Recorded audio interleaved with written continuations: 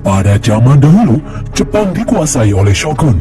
Shogun adalah jenderal yang mempunyai kekuatan militer. Secara teknis, kaisar berada di atas shogun, namun dalam prakteknya tidak demikian. Shogun bertingkah seperti layaknya pemimpin negara.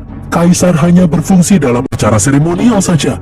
Hal ini membuat shogun mulai berlaku sewenang-wenang kepada rakyat Jepang.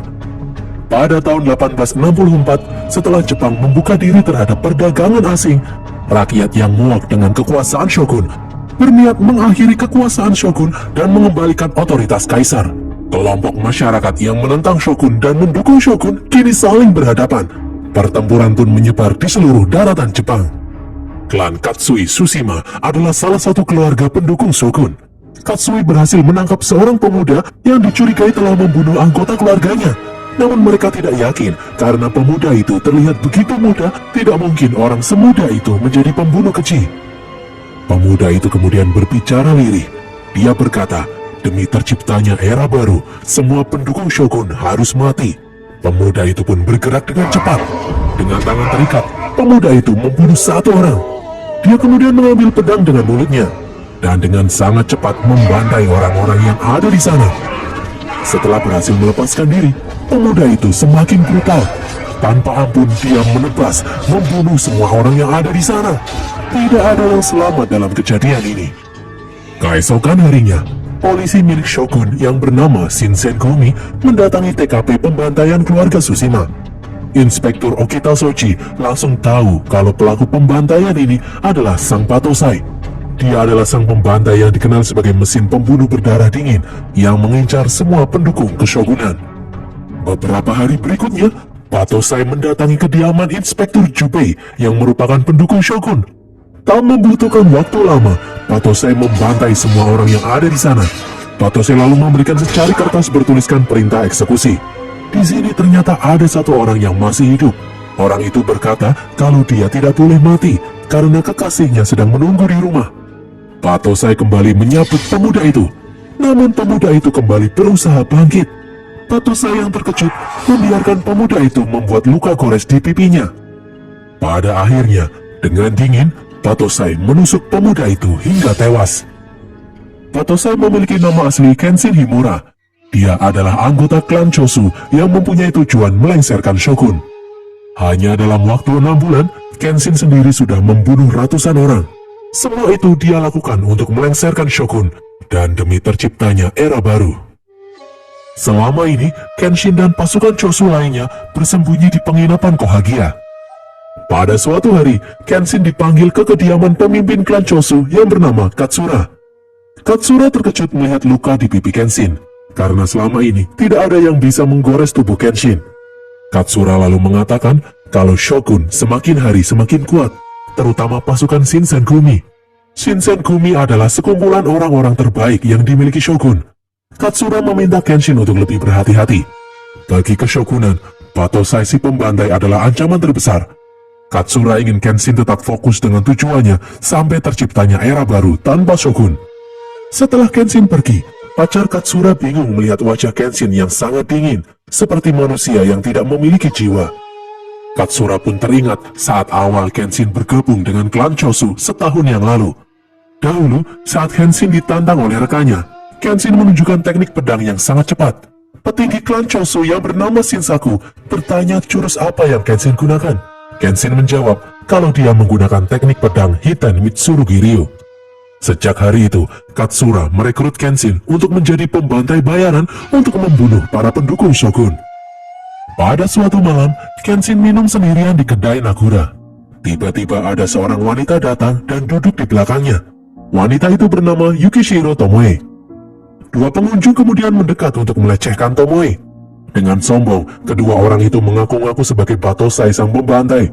Para pengunjung yang lain pun menyoraki kedua orang itu. Kenshin lalu menyuruh kedua orang itu untuk pergi. Namun mereka malah menyerang Kenshin. Dengan mudah Kenshin menangkis serangan itu. Kenshin menyarankan kedua orang itu untuk pulang ke desanya, karena sebentar lagi akan ada banjir darah di Kyoto. Di sini bukan tempat untuk pengecut seperti mereka berdua. Dua orang yang ketakutan itu pun kemudian memutuskan untuk pergi. Ternyata kedua orang tadi menunggu Kenshin di luar kedai. Mereka berniat untuk membunuh Kenshin yang telah mempermalukan mereka. Tiba-tiba dari arah belakang muncul ninja yang membunuh kedua orang itu. Ninja itu lalu menyerang Kenshin. Dengan mudah Kenshin memotong tangan ninja itu dan menusuk ninja itu hingga tewas. Kenshin pun baru sadar kalau sedari tadi Tomoe ada di belakangnya menyaksikan peristiwa itu. Tomoe berkata kalau dia ingin berterima kasih, namun dia tidak mengira akan melihat peristiwa berdarah ini. Tomoe pun jatuh pingsan. Kenshin kemudian membawa Tomoe ke penginapan. Kenshin meminta tolong pegawai wanita penginapan untuk mengganti baju dan merawat Tomoe. Keesokan harinya, setelah Kenshin bangun, dia tidak menemukan Tomoe ada di dalam kamar. Saat Kenshin turun, dia melihat Tomoe sedang bekerja membantu pegawai penginapan lainnya. Pemilik penginapan berkata kalau sebenarnya dia tidak setuju Kenshin membawa wanita ke sini. Namun kali ini dia maafkan karena Tomoe sangat rajin dalam bekerja membantu di penginapan ini. Tomoe lalu memperkenalkan dirinya kepada semua anggota Chosu yang ada di sini. Mereka pun tidak berani mengganggu Tomoe karena mereka mengira Tomoe adalah kekasih Kenshin. Kenshin yang malu kemudian mengajak Tomoe bicara. Kenshin menyuruh Tomoe untuk melupakan kejadian semalam dan pergi dari sini. Kenshin takut kalau keluarga Tomoe akan khawatir. Tomoe pun menjawab kalau dia sudah tidak punya keluarga, namun Kenshin tidak peduli. Kenshin tidak ingin Tomoe tetap ada di sini. Tomoe kemudian bertanya, jika dia menolak untuk pergi, apakah Kenshin akan membunuhnya? Kenshin berkata kalau dia tidak membunuh sembarang orang. Dia hanya membunuh prajurit Shogun yang bersenjata demi terciptanya era baru yang penuh kedamaian. Tomoe pun kembali bertanya, apakah Kenshin akan membunuhnya jika dia memegang senjata? Kenshin hanya diam saja, tidak bisa menjawab. Sebelum pergi, Tomoe berkata jika Kenshin sudah menemukan jawaban itu, Tomoe ingin mendengarnya. Kenshin kemudian dipanggil Katsura untuk membahas siapa penyerang Kenshin semalam. Kenshin mengatakan kalau yang menyerangnya bukanlah Shinsengumi, melainkan ninja yang tidak diketahui. Katsura pun merasa ada yang aneh, karena tidak ada satu orang pun yang mengetahui identitas Kenshin sebagai sang Batosai selain pasukan Choso itu sendiri. Pasti ada pengkhianat di antara mereka. Seusai menemui Katsura, Kenshin pun melanjutkan pekerjaannya membantai para prajurit Shogun. Malam harinya, di dalam penginapan, saat Kenshin membersihkan tangannya dari bercak darah, Tomoe kemudian datang menghampiri Kenshin. Tomoe mengatakan dia tidak bisa tidur karena khawatir dengan keselamatan Kenshin. Kenshin pun menyuruh Tomoe untuk tidak usah memperdulikannya. Tomoe kemudian memberikan sapu tangannya untuk membantu membersihkan tangan Kenshin. Tomoe bertanya, apakah Kenshin akan seperti ini terus untuk selamanya? Lagi-lagi Kenshin tidak bisa menjawab pertanyaan itu. Seiring berjalannya waktu, Kenshin mulai terbiasa dengan keberadaan Tomoe. Para pejuang Chosu bahkan menganggap mereka berdua seperti pasangan suami istri. Namun rekan Kenshin yang bernama Izuka merasa aneh dengan sikap Tomoe yang tidak pernah tersenyum sejak pertama kali datang ke sini. Izuka lalu menemui Katsura yang sedang bersama Katagai di tempat pembuat pedang. Izuka curiga jika Tomoe adalah mata-mata. Kenshin hanya mengatakan kalau Tomoe pernah melihatnya membunuh, jadi Kenshin harus menjaganya. Identitas Tomoe juga tidak diketahui. Katagai berkata, dilihat dari aksennya, Tomoe bukan berasal dari Kyoto. Tomoe juga bisa menulis dan bisa membaca. Kemungkinan besar Tomoe berasal dari keluarga samurai yang miskin. Izuka menambahkan, semenjak kehadiran Tomoe, Kenshin semakin melemah. Dia pernah melihat Kenshin terang-terangan tidur di depan Tomoe. Setelah pedang pesanannya jadi, Katsura menemui Tomoe di penginapan untuk menyerahkan pedang baru untuk Kenshin. Di sini Katsura meminta Tomoe memaklumi pekerjaan Kenshin. Katsura mengatakan kalau mereka semua di sini harus bertindak gila untuk mengakhiri busuknya era Shogun yang sudah berlangsung selama 300 tahun ini. Kenshin memegang peran penting dalam perjuangan ini. Katsura memohon kepada Tomoe untuk tidak merubah Kenshin menjadi lemah. Keesokan harinya, Tomoe memberikan pedang yang diberikan Katsura kepada Kenshin sebelumnya. Tomoe lalu mengajak Kenshin jalan-jalan di pasar. Di jalan, Tomoe mengatakan kalau semua orang di sini pasti mempunyai orang yang mereka cintai. Tomoe bingung kenapa perdamaian harus dicapai dengan pertumpahan darah. Padahal korban yang tewas akan meninggalkan kesedihan bagi keluarga yang dicintai. Tomoe menebak kalau Kenshin juga termasuk korban peperangan ini. Kenshin kemudian berkata, dia masih percaya untuk meraih perubahan, satu-satunya cara adalah dengan ayunan pedang. Kebetulan saja Kenshin yang mendapat tanggung jawab mengayunkan pedang itu. Jika tidak, pasti akan ada orang lain yang melakukannya. Di tempat lain, Saito mendatangi markas besar Shinsengumi karena anggotanya berhasil menangkap salah satu anggota pasukan Chosu yang bernama Furutaka. Inspektur Kondo menemukan sebuah kertas berisikan informasi kalau pasukan Chosu akan membakar istana yang sudah dikuasai Shogun dan mengamankan kaisar ke markas Chosu. Pasukan Shinsengumi ini pun segera bertindak untuk menghentikan rencana itu. Malam harinya, Kenshin masih memikirkan perkataan Tomoe di pasar. Dia mulai ragu dengan jalan yang dia tempuh. Izuka kemudian memanggilnya. Izuka memberitahu kalau Shinsengumi menangkap Furutaka. Izuka takut kalau Furutaka akan membocorkan rencana malam ini dan menangkap Katsura. Kenshin pun langsung berlari menuju penginapan Ikedaya di mana pemimpinnya Katsura berada. Sementara itu, pasukan Shinsengumi berhasil menggerebek penginapan Ikedaya. Shinsengumi benar-benar menghabisi semua pasukan Chosu yang ada di sana tanpa ampun. Seorang anggota Chosu berhasil lolos, namun Soji mengejarnya. Soji kemudian bertemu dengan Kenshin di jalanan. Awalnya Soji mengira Kenshin hanyalah anggota klan Chosu biasa.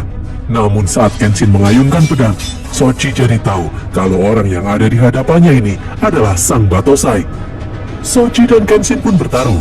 Soji tidak akan membiarkan Kenshin menghentikan pasukan Shinsengumi. Sementara itu, di penginapan Ikedaya, tanpa adanya Batosai, banyak anggota klan Chosu yang tewas. Soji terlihat terluka parah, namun dia tetap berusaha bangkit. Pada akhirnya, Soji tidak bisa melawan lagi. Di saat Kenshin akan pergi, Saito dan pasukannya datang. Dari belakang, Katakai dan yang lain datang memberitahu Kenshin kalau Katsura berhasil lolos. Dia menyuruh Kenshin untuk mundur karena keadaan tidak memungkinkan. Kenshin yang masih dipenuhi amarah itu pun akhirnya bersedia diajak mundur. Saito melarang anak buahnya untuk mengejar karena meskipun jumlah mereka lebih banyak, namun mereka bukan tandingan Kenshin. 11 hari berikutnya, tepatnya tanggal 19 Juli 1864, anggota klan Chosu yang lain mengangkat pedang mereka dengan penuh amarah setelah insiden Ikedaya. Namun mereka malah dibantai habis-habisan oleh pasukan Shogun, menyebabkan sekitar 400 korban jiwa. Peristiwa ini menghancurkan sebagian besar kota. Insiden ini kemudian diberi nama Insiden Kinmon. Akibat insiden ini, pasukan dari klan Chosu dianggap sebagai pasukan pemberontak. Di penginapan Kohagia, Katakai memerintahkan pasukan Chosu yang tersisa untuk kabur karena pasukan Shinsengumi bisa datang kapan saja. Yang terpenting sekarang adalah menyelamatkan diri lebih dulu. Di dalam kamar, Tomoe ingin memberikan selimut kepada Kenshin yang masih tidur, namun Kenshin yang kaget justru mengeluarkan pedang. Kenshin kemudian menyuruh Tomoe untuk pergi menyelamatkan diri, namun Tomoe tetap menolak. Tomoe mengatakan kalau dia akan selalu ada di sisi Kenshin. Tomoe akan selalu berusaha menjaga Kenshin untuk tidak berubah menjadi psikopat pembunuh berdarah dingin. Kenshin pun memberikan jawaban atas pertanyaan Tomoe sebelumnya. Kenshin berkata kalau dia tidak akan pernah membunuh Tomoe meskipun Tomoe mengayunkan pedang ke arahnya. Kenshin tidak ingin melukai Tomoe. Tomoe pun merasa senang mendengarnya. Tiba-tiba ada yang berteriak kalau pasukan Shinsengumi datang ke tempat ini. Kenshin pun langsung membawa Tomoe untuk kabur. Tomoe tidak lupa membawa buku hariannya. Berkat bantuan pemilik penginapan, mereka akhirnya berhasil kabur dari kejaran Shinsengumi. Kenshin dan Tomoe kemudian menemui Katsura di pinggir jalan. Sejak penyergapan di penginapan Ikedaya, Katsura harus berpindah-pindah. Sebagai pemimpin, dia harus tetap hidup untuk memimpin gerakan perubahan ini. Katsura lalu meminta Kenshin untuk bersembunyi di desa di luar Kyoto, menyamar menjadi warga desa biasa. Nanti, Izuka atau Katakai akan mengantarkan semua kebutuhan Kenshin. Katsura lalu meminta Tomoe untuk berpura-pura menjadi istri Kenshin agar lebih meyakinkan. Setelah Katsura pergi, Kenshin meminta maaf kepada Tomoe karena harus melibatkan Tomoe dalam hal ini. Kenshin pun berkata jujur dari hati kalau dia menyukai Tomoe. Tomoe adalah satu-satunya wanita yang bisa membuatnya tetap waras. Kenshin meminta Tomoe untuk tidak berpura-pura menjadi istrinya. Kenshin ingin Tomoe benar-benar menjadi istrinya. Tomoe pun tersenyum. Dia bersedia menjadi istri Kenshin. Kenshin dan Tomoe akhirnya hidup di sebuah gubuk yang berada di tengah hutan. Di sini, Kenshin menghabiskan waktu dengan menanam aneka sayuran. Kenshin terlihat sangat bahagia. Kenshin pun menyadari kalau selama ini dia berjuang untuk membawa kebahagiaan bagi banyak orang, namun hal itu tidak membuat dirinya sendiri bahagia. Kenshin justru merasa bahagia ketika ada Tomoe di sisinya. Di sini Kenshin juga terlihat mulai sering tersenyum dari sebelumnya. Pada suatu hari, Izuka datang. Izuka mengatakan kalau situasi di luar semakin memburuk. Orang-orang Shogun memaksa warga yang menentang mereka untuk bunuh diri setiap hari. Tiada hari tanpa kematian. Sedangkan pasukan Chosu sudah tidak bisa berbuat apa-apa lagi. Izuka kemudian memberikan uang dan berbagai bahan ramuan obat. Izuka menyarankan Kenshin untuk mulai berbisnis berjualan ramuan obat. Dengan berbisnis, Kenshin bisa pergi ke tempat lain tanpa ada yang mencurigainya. Sepulangnya dari rumah Kenshin, Izuka pergi ke sebuah kuil. Di sana, Izuka bertemu dengan Tatsumi, seorang shinobi atau ninja pengikut Shogun yang berambisi membunuh Kenshin.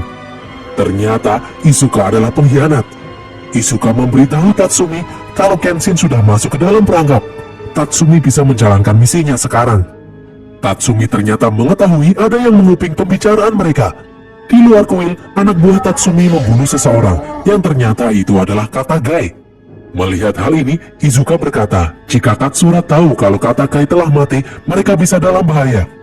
Tatsumi harus segera membunuh Kenshin sebelum terlambat. Tatsumi pun mengirim seorang ninja yang bernama Enishi untuk memulai misi ini. Enishi lalu mendatangi rumah Kenshin di saat Kenshin sedang pergi. Tomoe sangat kaget melihat Enishi ada di sini. Ternyata Enishi adalah adik kandung Tomoe. Enishi memberitahu Tomoe kalau misi pembalasan dendam mereka kini telah dimulai. Kenshin yang baru saja pulang melihat Enishi keluar dari rumah. Tomoe lalu memberitahu Kenshin kalau itu adalah adik kandungnya. Tomoe kemudian menceritakan asal-usulnya. Tomoe dan Enishi berasal dari Edo. Ayah mereka adalah seorang samurai berpangkat rendah, sementara ibunya meninggal setelah melahirkan Enishi. Tomoe mengasuh Enishi sejak bayi. Itulah sebabnya Enishi menganggapnya sebagai kakak sekaligus ibunya. Tomoe lalu bercerita kalau dulu dia pernah bertunangan dengan seseorang dan hampir menikah. Demi mendapatkan pangkat tinggi, pacar Tomoe yang merupakan samurai rendahan pergi ke Kyoto. Namun pacar Tomoe itu mati saat sedang bekerja. Tomoe pun menangis. Dia merasa bersalah membiarkan tunangannya itu pergi ke Kyoto. Seharusnya Tomoe melarangnya. Kenshin lalu memeluk Tomoe. Kenshin berkata, mungkin saja dia masih harus membunuh lagi sampai terwujudnya era baru. Nanti setelah terwujud era baru, Kenshin berjanji akan melindungi semua orang untuk menebus dosa-dosanya. Kenshin juga berjanji kalau dia akan berusaha menjadi pengganti kebahagiaan Tomoe yang telah hilang. Pagi harinya, secara aneh, Kenshin tidak menemukan Tomoe di dalam rumah. Izuka kemudian datang menemui Kenshin. Izuka mengatakan kalau mereka telah menemukan mata-mata yang selama ini mengkhianati mereka. Mata-mata itu adalah Tomoe. Kenshin pun kaget mendengarnya. Jika Kenshin tidak percaya, Izuka menyuruh Kenshin untuk membaca buku harian Tomoe. Setelah buku harian itu dibuka, ternyata benar, selama ini Tomoe bekerja untuk Tatsumi guna menyingkirkan Batosai. Ternyata tunangan Tomoe yang sebelumnya diceritakan tewas, tewasnya karena dibunuh Kenshin. Tatsumi memanfaatkan rasa dendam Tomoe terhadap Kenshin yang telah membunuh tunangannya. Di tempat lain, Tomoe sendirian datang menemui Tatsumi. Tomoe bertanya, kenapa Tatsumi melibatkan adiknya, Enishi, dalam misi ini? Tatsumi menjawab kalau Enishi sendirilah yang bersikeras untuk ikut karena dia mengkhawatirkan keadaan Tomoe. Tatsumi lalu mengatakan kalau para ninja sudah bersiap di pos masing-masing untuk membunuh Batosai. Tomoe pun kaget karena Tomoe tidak diberitahu tentang misi ini. Tatsumi pun menjawab kalau dia hanya memanfaatkan Tomoe. Sejak awal, Tatsumi sengaja menyuruh Tomoe mendekati Kenshin hingga Kenshin merasa dicintai. Lalu, setelah sadar kalau ternyata dia dikhianati, Kenshin akan merasa galau dan tidak akan mampu bertarung lagi. Saat itulah, Tatsumi akan membunuh Kenshin. Di sini ternyata Tomoe juga sudah terlanjur jatuh cinta dengan Kenshin. Dia tidak ingin kehilangan laki-laki yang dicintainya lagi. Tomoe lalu mengeluarkan pisau untuk menyerang Tatsumi. Di jalanan, sambil sempoyongan, Kenshin yang dipenuhi kesedihan menyusul Tomoe. Dalam perjalanan menuju kuil, Kenshin diserang oleh shinobi anak buah Tatsumi. Kenshin terpana di bahunya. Kenshin juga terkena jebakan-jebakan yang sudah dipasang di beberapa titik. Kenshin berhasil selamat meskipun terluka. Kenshin masih bisa memotong tangan salah satu shinobi itu. Kenshin kemudian mengejar shinobi itu masuk ke dalam gua. Ternyata di dalam gua, shinobi itu meledakkan bom. Beberapa saat kemudian, Kenshin berhasil bertahan, namun dua shinobi lain menyerangnya. Dengan sisa-sisa tenaganya, Kenshin melawan kedua shinobi itu. Kenshin berhasil membunuh satu shinobi, sementara satu shinobi lain masih hidup. Shinobi itu merangkak ke sebuah tong. Dia meledakkan tong itu yang ternyata berisi cairan beracun. Mendengar ledakan kedua, Tatsumi sadar kalau Batosai sudah dekat. Saat dia akan keluar, Tomoe berusaha menghentikannya. Tatsumi langsung menendang Tomoe. Cairan beracun membuat mata Kenshin menjadi tidak bisa melihat dengan jelas. Dia berjalan sempoyongan. Tatsumi pun menghadangnya. Kenshin tidak bisa menghindari serangan Tatsumi. Meskipun diserang berkali-kali, Kenshin masih berusaha bertahan. Di saat Tatsumi akan menusuk Kenshin, Tomoe datang menusuk Tatsumi. Namun sayangnya Kenshin yang tidak bisa melihat menebas Tomoe dari belakang. Kenshin pun berusaha membuka matanya. Dia bisa melihat Tomoe yang tergeletak sekarat. Sebelum meninggal, Tomoe menggores pipi Kenshin dengan pisaunya sebagai pengingat. Tomoe pun akhirnya tewas. Kenshin langsung menangis melihat wanita yang dia cintai tewas di tangannya. Beberapa hari kemudian, Katsura datang menemui Kenshin di rumahnya. Katsura memberitahu kalau Katagai sudah mati dan ternyata selama ini Izuka lah mata-mata sebenarnya. Katsura lalu berkata kalau dia membutuhkan bantuan Kenshin untuk bertempur lagi karena pembantaian yang dilakukan Shogun semakin memburuk. Banyak klan lain yang akan bergabung dengan klan Chosu untuk melakukan pertempuran besar-besaran melawan pasukan Shogun. Dengan dingin, Kenshin menjawab dia bersedia ikut. Dia akan tetap mengayunkan pedangnya sampai era baru tiba. Nanti setelah era baru tiba, Kenshin berjanji tidak akan mau membunuh lagi. Di dalam rumah, Kenshin ternyata belum menguburkan Tomoe. Selama beberapa hari, Kenshin ada di samping jasad Tomoe sambil membaca buku harian Tomoe. Di halaman terakhir buku harian itu, Tomoe menuliskan kalau dia tidak bisa menghentikan Kenshin untuk membunuh lagi. Namun Tomoe yakin setelah semua ini berakhir, Kenshin akan menjaga nyawa lebih banyak dari yang dia bunuh. Untuk itulah, Tomoe pergi menemui Tatsumi sendirian. Tomoe tidak bisa membiarkan Tatsumi membunuh Kenshin. Tomoe akan melindungi Kenshin walaupun harus kehilangan nyawanya sendiri. Setelah selesai membaca, Kenshin mengucapkan salam perpisahan kepada jasad Tomoe. Kenshin berjalan pergi sambil membakar gubuk rumahnya beserta jasad Tomoe yang ada di dalamnya. Pada tahun 1868, terjadilah pertempuran besar Toba Fushimi di Kyoto. Kenshin ikut berperan dalam pertempuran selama 4 hari itu. Setelah pertempuran berakhir, terlihat bendera kaisar berkibar, yang artinya pertempuran ini dimenangkan oleh para pendukung perubahan. Keshogunan akhirnya berhasil ditumbangkan. Kenshin pun lega akhirnya cita-cita mereka bisa terwujud. Di saat Kenshin akan pergi, Saito menantang Kenshin untuk berduel. Namun Kenshin malah menancapkan pedangnya di tanah. Itu artinya Kenshin menepati janjinya untuk tidak akan membunuh lagi.